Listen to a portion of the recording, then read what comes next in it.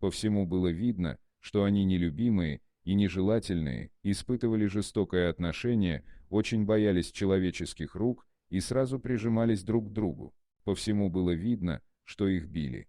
Она продолжает: им нужно было узнать, что такое любовь. Я хотела быть тем человеком, кто покажет им, что это такое, и срочно спасти их от усыпления. Недолго думая, женщина и ее муж запрыгнули в машину и помчались в приют, так как если бы никто не взял бы этих собаник вовремя, их бы усыпили.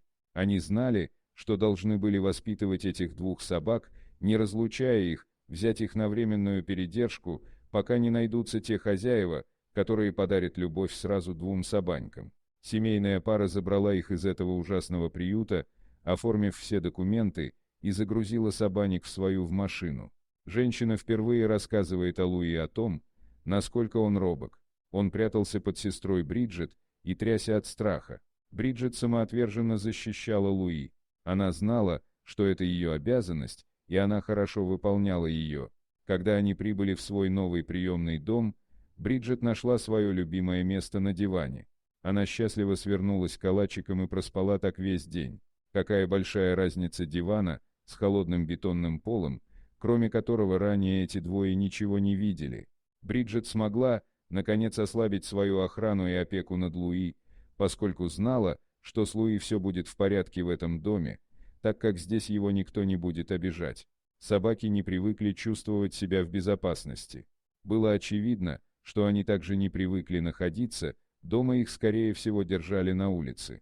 Их новые приемные родители, взявшие собачек на временную передержку, должны были научить их делать все. От обучения ходить в туалет только на улице, так и перестать бояться людей, которые относятся к ним с любовью. Несмотря на то, что у каждой собаки была своя клетка со спальным местом, Луи хотел спать только с Бриджит и полз к ней внутрь, и так и лежал, прижимаясь как можно ближе к Бриджит. Их приемные родители понимали, что он просто хотел чувствовать себя в безопасности, и они позволяли им находиться в клетке вдвоем. Как говорит их приемная мама: но только когда мы познакомили наших собак с Бриджит и Луи, которых у нас 4 штуки, мы действительно увидели в них изменения. Две собаки, которые перенесли так много травм, могли наконец сосредоточиться на том, чтобы просто повеселиться с нашей собачьей бандой.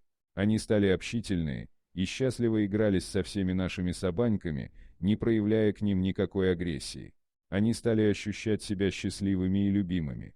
Бриджит и Луи начали приспосабливаться к своему новому окружению, но единственное, что никогда не менялось, это их связь. Куда один шел, другой неизменно следовал за ним. Это никогда не изменялось. И теперь стало совершенно очевидно, что нужно было искать постоянную семью, готовую усыновить их вместе. И тут появилась желающая это сделать добрая женщина по имени Моника. Она следила за Бриджит и Луи онлайн с момента их самой первой фотографии в приюте. Их приемная мама говорит, они проникли в ее сердце еще до того, как она встретила их наяву в нашем доме. Несчастные питбулики испуганно жались друг к другу в приюте, куда их выкинули для ожидания усыпления. Это был очевидный выбор, Моника должна была стать их новой мамой. Как ни печально было прощаться, но их приемная мама знала, что у них будет лучшая жизнь с ней. Они были загружены в машину и направились в свой новый дом. Конечно, это было горько-сладким. Их приемная мама была в восторге, они нашли идеальный дом, но она также будет скучать по ним. Такой собачьей вкусняшкой были встречены Бриджит и Луи в своем новом постоянном доме.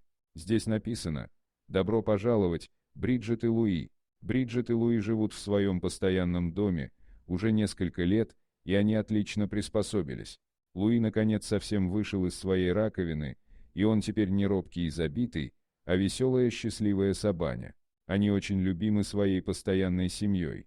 Это действительно мечта бывшей приемной семьи, где эта парочка была на передержке.